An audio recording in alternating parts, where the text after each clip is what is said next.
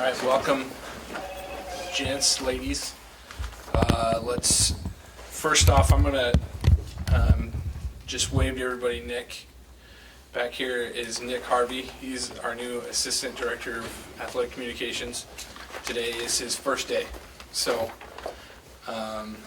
he's a UNI alum, comes to us from Marshalltown Community College. So we're gonna, first I'd like to mention a few things that we have going on this week. Unique events. Wednesday, men's and women's basketball will host the first breakfast for fans in the McLeod Center. Meal starts at 7 a.m. on the court and we'll finish with a presentation from each team.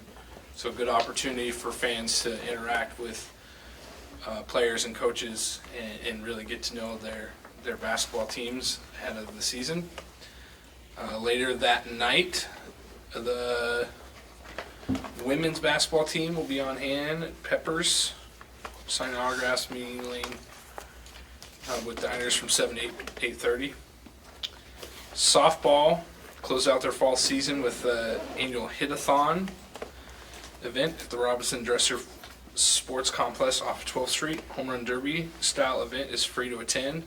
That, of course, is weather permitting, which, as we all know, has not been kind to us this fall. Speaking of weather, I'm sure Bruce will talk a little bit about it, but again, tonight's soccer match has been moved to Rockford, Illinois. They have a large indoor soccer complex there that will be playing our match against Viterbo. With that, we're going to introduce Coach Peterson. Volleyball's 4-0 in Missouri Valley Conference play. Won 3 matches last week and are hitting really well. Coach? First, I'd just like to welcome Nick. I haven't even officially met you yet, but welcome. We were obviously on the road, as Derek said, at Valpo and Loyola, 2 teams that were undefeated in the conference, and we knew it would be a battle, and it definitely was. And I think when we look at both of the matches, I thought defensively we did a really good job of shutting down or slowing down the people that we went in with the game plan to slow down. Both teams had players that were in the top 10 in hitting percentage in the conference, so those were kind of our focuses. I think the biggest thing that we would have liked to have seen be a little bit better on the defensive side was making those match time adjustments when some of their other kids really stepped up and were doing some good things. I thought we were a little bit slow to make those adjustments, so would like to see that a little bit more improved throughout the matches. As far as the offense goes, I think, are doing some really good things, but again, when you look at the attack percentages, we're not really hitting our goals for attack percentage, and I think, again, there's a number of things that go into that, but one of the things that we have to get better at is bettering the ball, and then what our attackers' decision making is, and part of that's just an individual thing, part of that is a team thing, but that will continue to be something that we continue to focus on in practice throughout the week, is getting those hitting percentages up a little bit. I was really proud of our team. Out of the 7 sets, most of them were really close, and so I thought we did a really good job of finishing out sets and some kids going in at some pressure times and doing some good things. I thought when you looked at each individual person, people had moments of doing really well, had moments of struggling and then being able to get out of that, or somebody else really stepping up to help that person out. I was really impressed with the connection between Rachel and Kate and Piper this weekend. I thought Piper and Kate did just an excellent job in transitioning, working really hard at being in a position to be able to get the ball from Rachel, and then Rachel doing a good job of getting it to them. We had many times where they were double, even triple blocked, and they were still able to score. So just really impressed with that connection this weekend, and something that I definitely feel will help us as we move forward and keep working on that balanced offense. So really proud of our team and how they handled a tough road trip this weekend. Illinois State, Bradley this week at home, both undefeated. So again, we could go up against 2 teams that are undefeated this week. Illinois State is playing some really good volleyball. They're 12-4 right now, and their three of their losses have come to top 25 teams who they have gotten a set from. So they played Wisconsin Marquette and Washington State. So a very, very competitive team, and a team that just does everything well. Offensively, they're leading the conference in attack percentage. Defensively, they're leading in what they hold their opponent's attack percentage to. So all-around team. And I think what makes them so strong offensively is they're a team that all 5 of their main players are averaging over 2 kills per set. But then if any of those kids are struggling, they have a very deep bench, can bring several kids in to help them out. Their setter is extremely good, also can be very active as well. And then defensively, just do a really good job of putting up a good block. And then in the backcourt, get a lot of touches. They're led by Libero of the Year last year, Courtney Pence. But one of those teams that we talked about last week about Valpo, who keeps the ball alive. They try to wear you out, force you into hitting shots you don't have. That is definitely Illinois State. So expecting a great battle there. And then Bradley, I don't know a lot about them yet except for stats. Just know 14-2 start. Huge for Bradley. Just a great turnaround. Carol's done a wonderful job there with that program. Obviously undefeated in the conference. They have 2 of the best outside hitters. I know that stat-wise, but anxious to focus in on them as well. But I have only watched video on Illinois State so far. So looking forward to a good weekend. And then the last thing I just want to say is I want to thank all the people that came out to our golf outing yesterday. The weather, not as bad as today, but it was pretty nasty yesterday, cold and rained the last couple holes, and we had every single golfer show up, which are the people at the clubhouse said there's no way you're going to get every golfer to come today, so just expect that. But every single golfer showed up, and it was a great time, so thank you for all those supporters that came out. Any questions? How impressive was Piper Thomas this past week? Yeah, very high level this week, and I'm so impressed with her because part of it's hard to get her the ball unless you're in system, and we have just found ways, and you have to give some of that credit to Rachel as well, and just her ability to get her the ball, but I don't think I've ever seen her work hard 3 sets in a row, or 3 matches in a row like that, because it's very draining what she does and what she has to do. She's a part of every block at the net, and then she's expected to transition off, and we've really worked hard at her being able to move around on that front line instead of just always going to the same spot that she feels comfortable, and she's just done an excellent job of that this weekend. So we expect her to be a focus for a lot of teams coming up here, but again, even against Loyola and Valpo, they were double blocking, sometimes triple blocking her, but she was still finding ways to score. Bobby, I know your main concern is on Illinois State, but you've got obviously 2 matches this weekend plus a Monday match, which is different than last time. You just had the one match against Drake. So how's that impact your preparation? Yeah, it's going to be really difficult, to be honest. And we probably won't do anything on Evansville, and we will have a practice on Sunday. Obviously, it will be light as far as physically what we're doing, but we will do walkthrough of what Evansville does. So nothing we do this week in practice will have anything to do with Evansville until Sunday and after those 2 matches, because it's just too much overload for our team, especially with the 2 teams that we have coming up. But I do feel good about the walkthrough. We're not going to physically be able to go up against them in that practice, just because we know what this weekend is probably going to do to our kids physically. I think more it'll be just a mental, and hopefully early in the season our kids did a really good job of match time adjustments, and that's definitely going to be something we're going to have to do against Evansville. We won't have practiced some of the things that we're going to ask them to do. What have you liked in the backcourt, the little rotation you've had with Abby, Bailey, and Taylor all kind of splitting reps?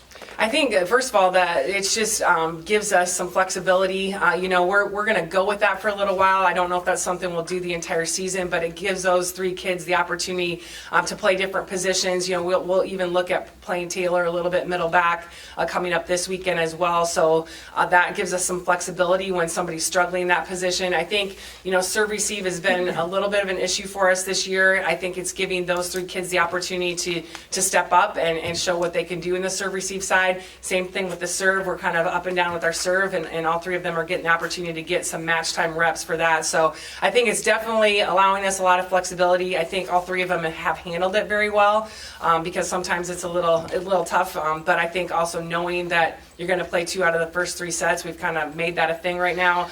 Also knowing, if somebody's really struggling, we're not going to, just because we said we're going to play them, that's not going to happen. And they know that, it's about winning the match. But we think that we can do that right now with this rotation. But it's giving them all a lot of valuable time for sure. What were the keys to bouncing back against Valpo after dropping that first conference set and obviously winning a close fourth set there to take the match? Yeah, I think, we kind of crumbled at the end of that third set in a few areas that I think we are stronger in. So when we passed well, we were not making great decisions attacking towards the end of that third game. And then it became, I think, a passing thing for us. We were out of system. They were really doing a good job of picking on the right people at the right times. And so part of our talk actually was, okay, I felt like we were losing a little confidence in things that we shouldn't be losing confidence in. And so part of the talk was talking about that, talking about how many reps you have had in this particular skill and what you're capable of doing. And I think, especially Carly, they're really working Carly hard. She's somebody that people are going to serve, and it's not because she can't pass, it's because they want to try to wear her out. And, she has to understand that. They're serving you because they want to wear you out, not because you're not a capable passer. And I think, she did a really good job of turning herself around in that fourth game, which I think also helped the rest of our team. You still got a ways to go in the conference, but how important is it to get out of the gate 4-0 knowing 3 of those 4 wins came away from the McLeod Center? Yeah, it's huge, and especially, we knew the race for conference had the potential to be crazy, but I think the first 2 weeks, I don't know if we thought it'd be this crazy. So getting road wins is absolutely huge. Obviously, taking care of it at home is huge as well. But being able to go into somebody else's house and be able to compete and know that they're going to be competing hard at their home and be able to come out with the wins is really important this year. And I really feel good about both Loyola and Valpo. They were undefeated, but also playing some really good volleyball. So I'm very happy that we could do that this weekend for sure. Is that a bit of a reflection on that tough non-conference schedule you play and playing on some ranked teams on their home court? Yeah, I definitely think that is, and that's part of the reason why we do that. And part of the locker room talk and part of the in-between sets, we're always reflecting back and bringing back those experiences that we can use during those experiences, because we have played a lot of tough teams on their home court and even on some neutral courts, but it's definitely something that we can use. All right, thank you.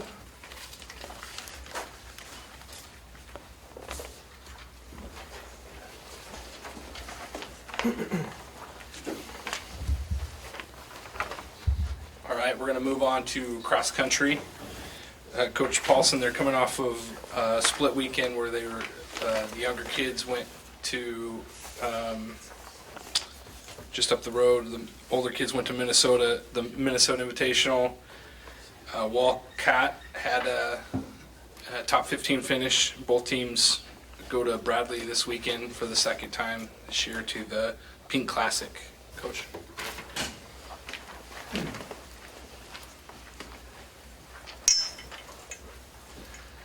So we were up in Minnesota this weekend and was really pleased with what we saw. Our top runners did an excellent job.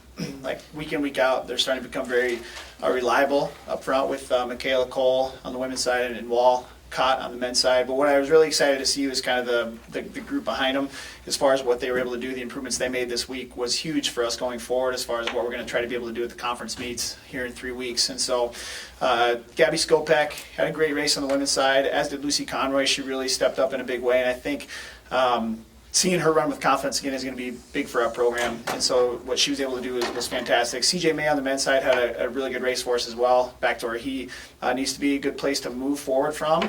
His first couple meets were not where he wanted him to be, and so he was much better off there. Sam McCool, a freshman from Illinois, and Alex Jackson, they had a great race. Our spread on the men's side was really tight. Once you get past Wall, our number 2 through our number 5 runner, we were probably 15 seconds apart there. So that was big to see that differential. And so just really happy to see those improvements this week, because that's what we kind of needed to see.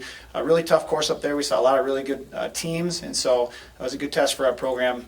We take this weekend off. We get a good block of training in, then we'll be heading to the Bradley Classic next Friday to go against some familiar foes. A lot of conference schools are going to be there, so that'll really tell us kind of where we're at, stacked up heading into the conference championships 2 weeks after that. So happy where they're at, but a lot of work to do, and just looking forward to getting back to work this week. Any questions regarding cross? Just with the interesting things the weather's kind of doing right now, what are the things you're looking for in terms of conditions that might be good for training and competing in, knowing that you're going to get deeper into the fall and things are probably going to get tougher from that standpoint?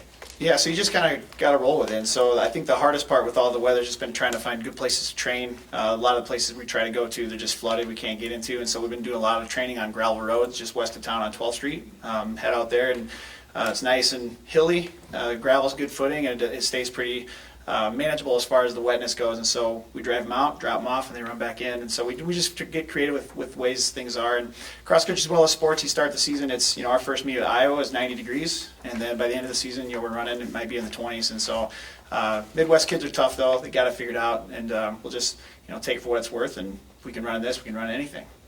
So You mentioned that meet next week.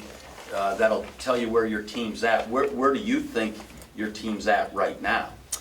We're in a good place for right now, and so it's we still have room to improve, and so getting a chance to go head to head. Cross country, it's hard to compare. Cross country course, the conditions are a lot different everywhere you go. The courses are hillier one place. We ran on a really tough hilly course, probably one of the toughest courses in the country.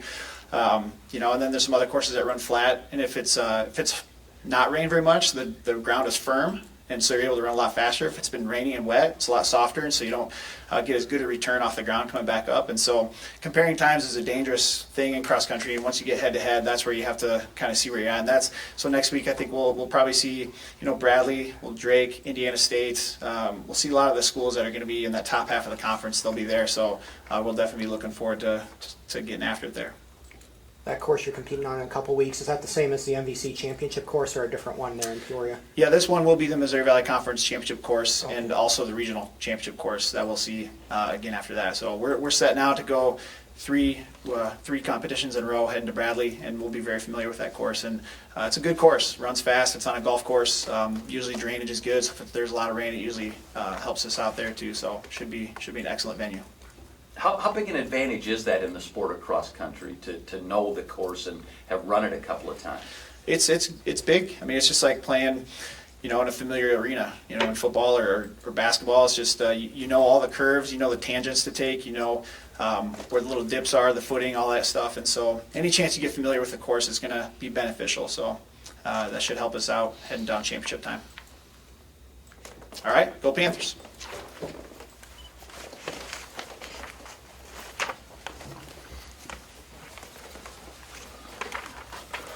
A little bit of a football game this weekend. I think you guys might have heard about that. Coach Mark Farley hosting the #1 North Dakota State Bison.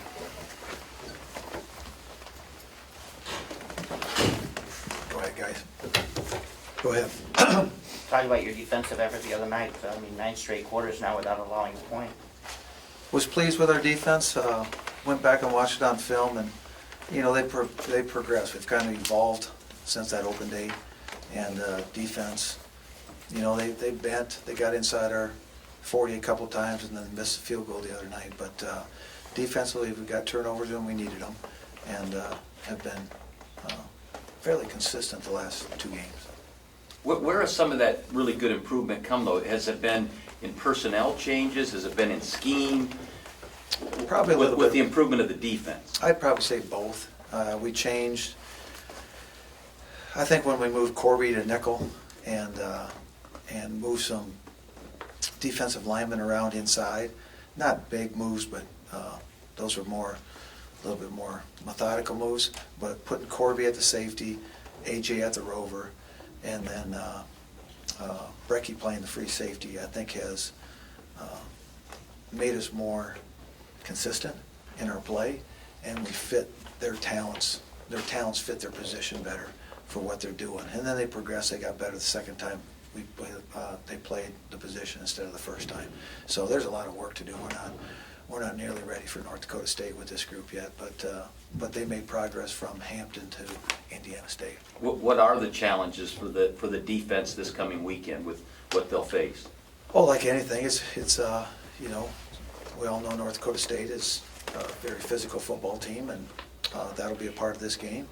And their run game is very dominant, and their quarterback is excellent. So as we all know, North Dakota State is very good, and so just themselves is the challenge. in your first games, whether it was Montana, Iowa, the last couple of games, have you seen some things offensively from your opponent that is similar to North Dakota State, or are they pretty unique in what they're going to try and do offensively? They're probably more unique. They're their own entity, so, you know, I don't know if there's any certain thing that we can learn from somebody else. It's just, I think we've played them enough that we understand what they're probably going to do. Coach, you've had a couple weeks of personnel stability on the defensive side. I mean, how much can that help going into a game like this, especially given the practice time, the extended practice time you'll have leading up, that you've had this same group of 11 out there for quite some time now? There's no, just the consistency of play. It's kind of what we talked about already, and then, you know, you just get better by, you're more instinctive by playing the position. You understand a little bit better, and you can get corrected from the previous week by watching film of your errors so you can get better. So we had an opportunity to do that. The extended week, I don't know, was that big a deal?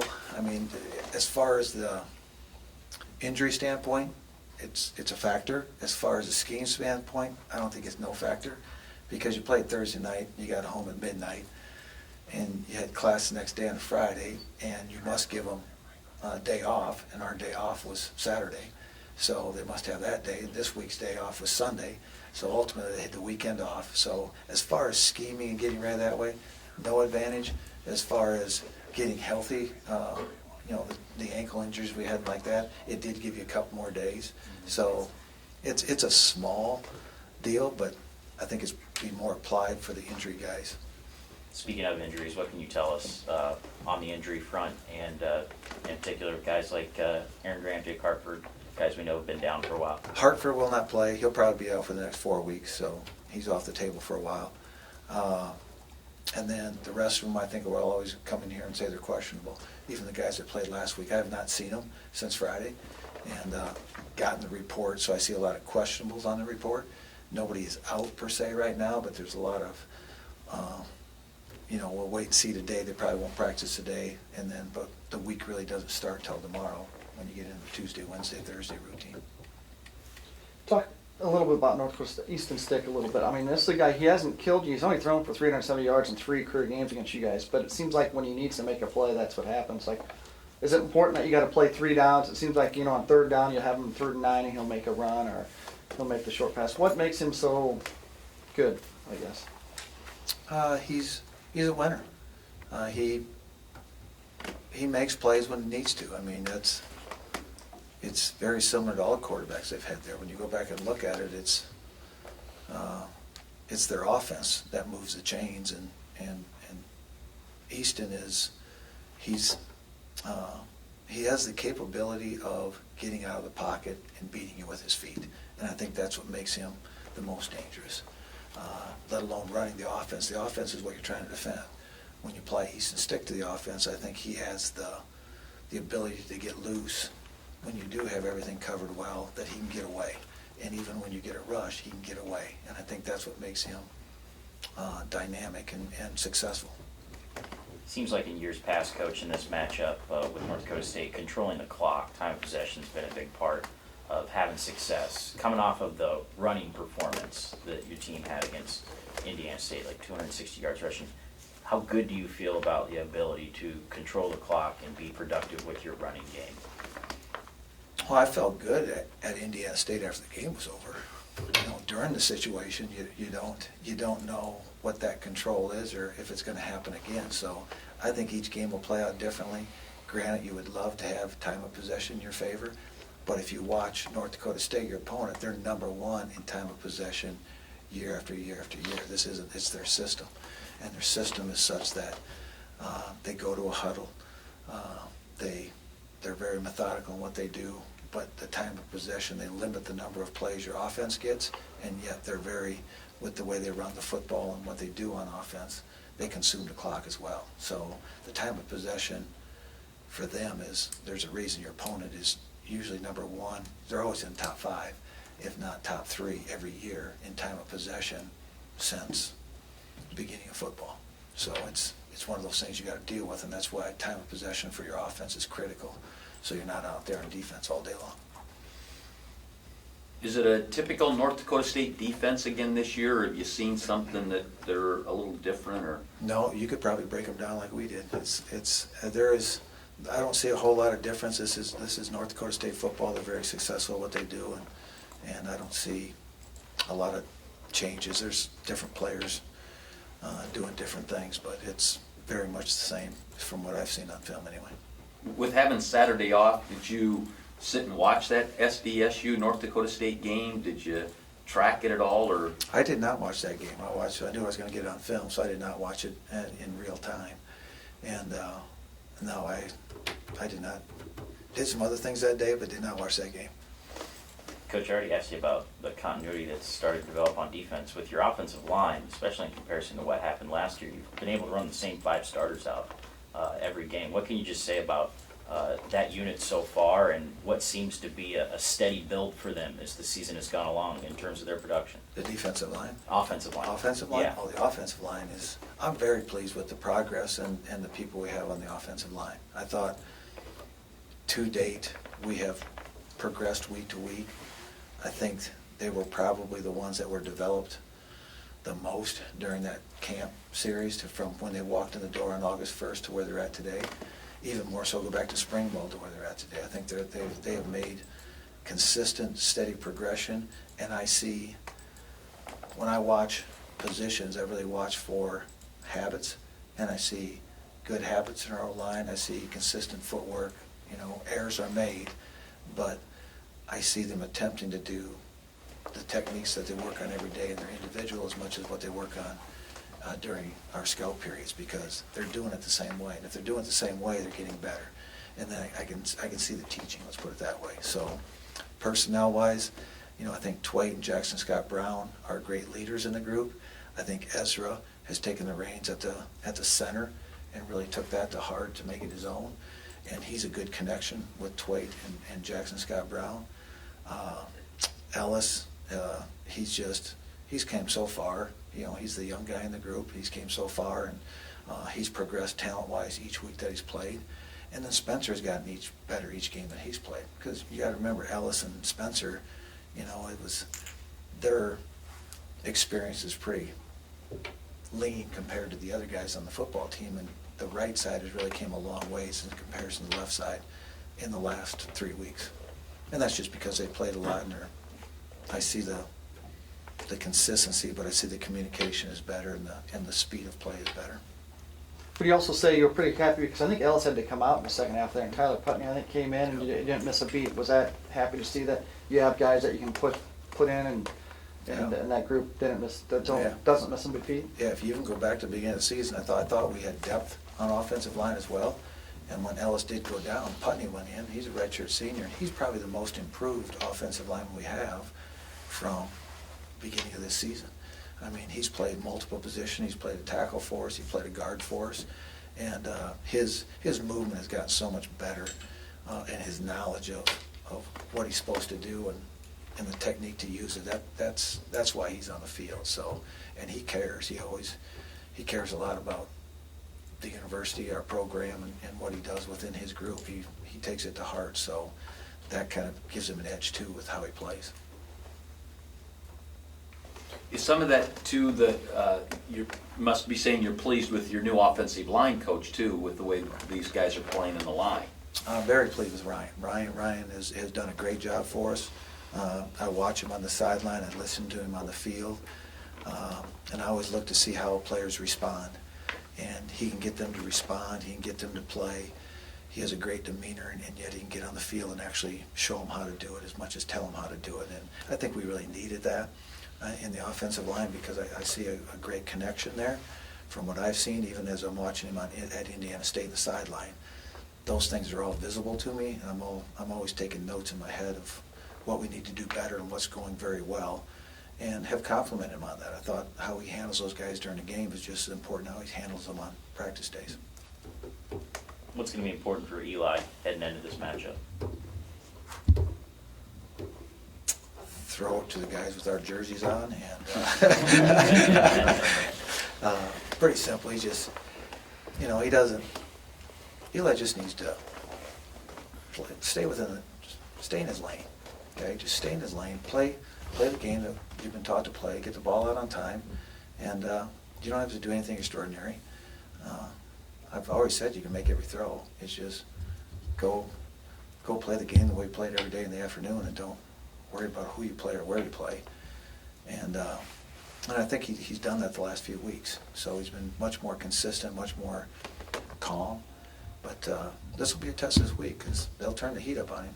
They always do. So, he has to just approach it the same way. Seems like in the last 3 or 4 meetings, it's been a tight game, and then they found 1 or 2 plays that have been the difference. I think last year I think it was tied at halftime, and then they pulled away in the second half, and you were ahead, and then they had the big pick six at the end of the game and the year before, and then it just seems like 1 or 2 plays. Do you have to withstand those because there's going to be a time when they grab the momentum and you got to maybe match it, or? It's that way in many games. I mean, this is actually one of the few that we get to play at home. I mean, it seems like we've been there so many times. So, we've got a work cut out no matter where you play.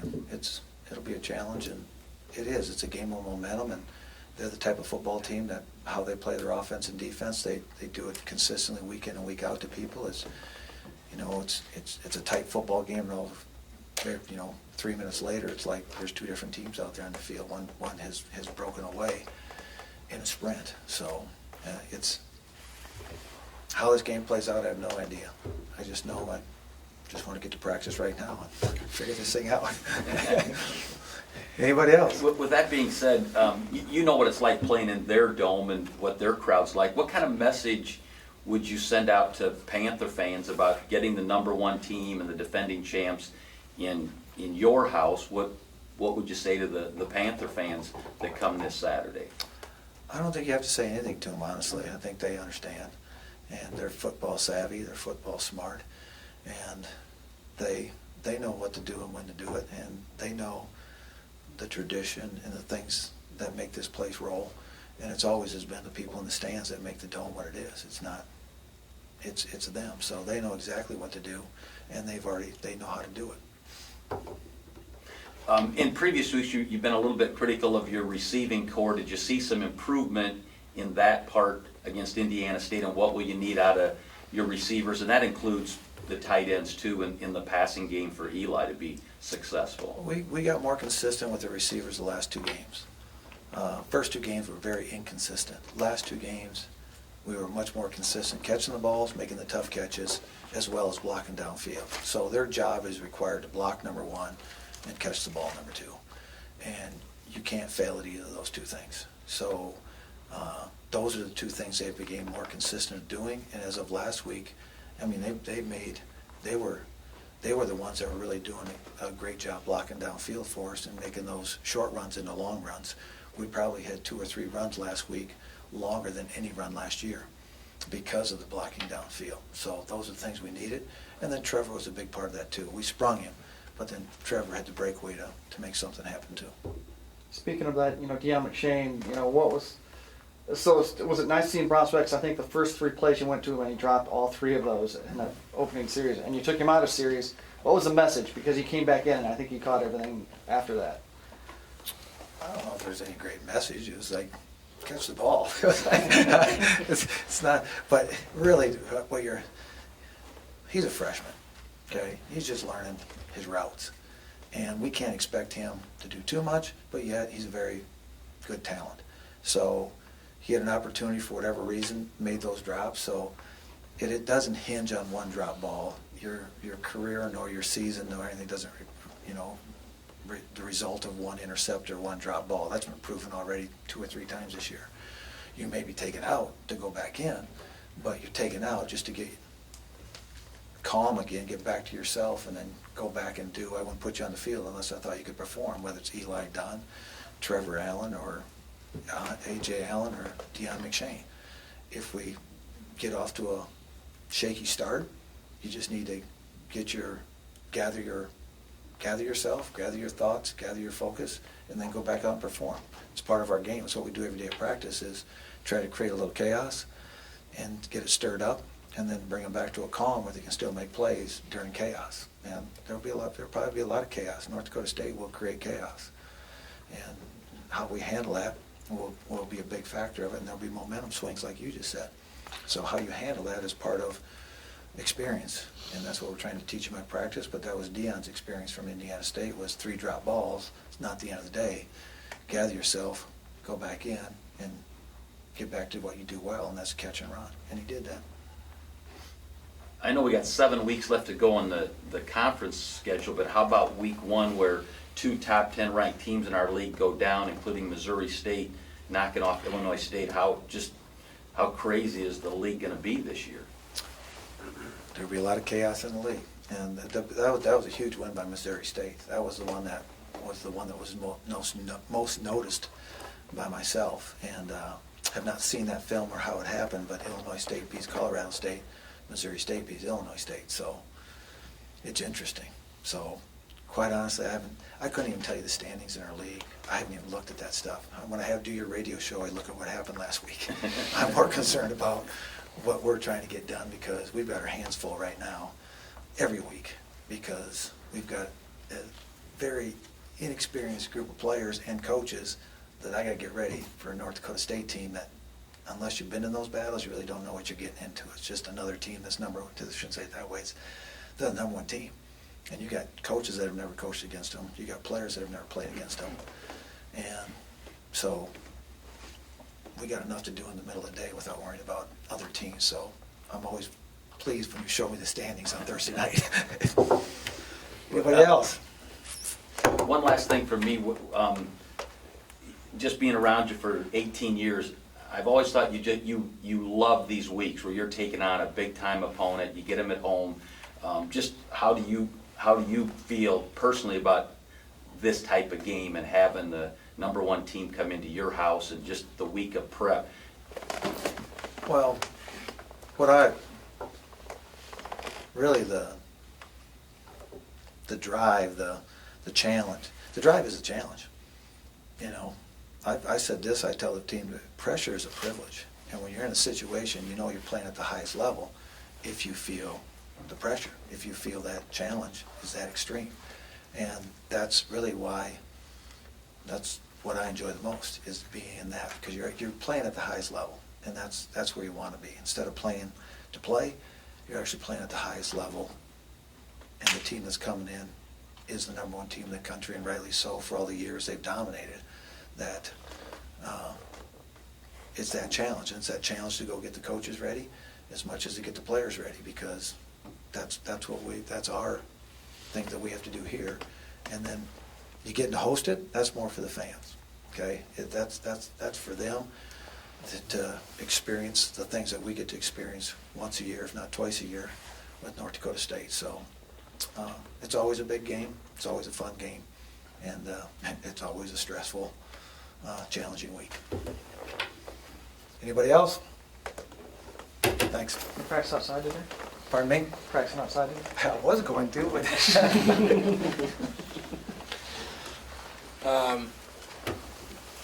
Last for today, Coach Bruce Erickson, women's soccer. Again, they're still playing their Viterbo match today, but it will be in a different venue. So, Coach.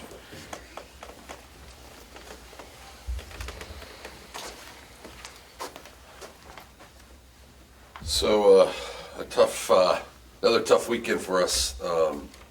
Thought Saturday's game was actually a good game. We just can't seem to find the goal. So, I think going forward, certainly with playing this game tonight, just continuing to get back to work and to play and work on that part in training. I think we'll see some good results down the road. The big thing is we're playing pretty well. We've got to be able to finish. I think that's the best defensive improvement we can make right now, other than just giving up some rough goals. We've 2 conference games, we've given up 5, and I don't think any of them have been worthy of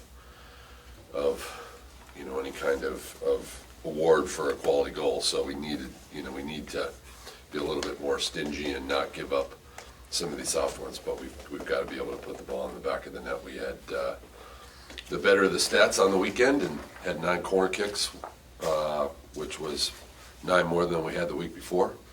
So we got to be able to score on those. I think that's where we're struggling a little bit. I think that'll come, and girls like being on the road, and today's home game's a road game, so, or a neutral game. So we'll get back at it, and then we go on the road for a couple. I think we got a midweek one next week, but 2 conference games in a row. Evansville, who's 2-0, play them on Friday, and I think that'll be good for us to get down there and play. So, questions? What kind of goals do you have on your side of the pitch for this match tonight? Well, I think one is to be able to get some playing time. When you get into October, especially, your rotation changes a little bit. And it changes a little bit with the weather. I mean, the weather is, well, I can do without the rain. I think just having cooler weather like we had on Saturdays, I think great for the players to play in, and you can get players to go a little bit longer. So we want to play more because there's a lot of kids that are deserving, and I think we need to try some things. I think, there's some kids that have worked hard enough that deserve some chances. So I think that'll go for Friday as well. But our number one goal is to win and score goals today and keep everybody healthy. So, How different is it playing this in an indoor type facility than if you were normally outside? Well, the ironic thing, this is the reschedule of the game that got rained out. So somebody's telling me that maybe we ought to not play this game. But I don't think it'll be much different because it's the same complex that we played UW Milwaukee in a exhibition in August. It's just in a brand new indoor building. So it's bigger, probably bigger than the Dome in terms of obviously the size of the field. Not as high, but higher than normal indoor buildings, so you can play a legitimate game in there. And that's kind of why we picked it. It was same distance for turbo, and we're familiar with it, and it's a pretty easy ride over there. So, but it'll be different in that it'll be dry and nice compared to what we would have played out at the complex would have been. I think any grass field would have been soup today. So. I think the ball will move quickly, and it won't be any different than what we're used to when we train inside the Dome, which will be good. I actually don't mind it because we play Evansville on grass, and then we go to Indiana State and we play on turf. So I think anytime you get a chance to play in a little bit faster surface, especially with the recent conference game coming up, I think it'll be good for us. What's the story or history on this building you're playing in? Is it new? Is it a university or somebody? Is it a private? Yeah, it's a private. It's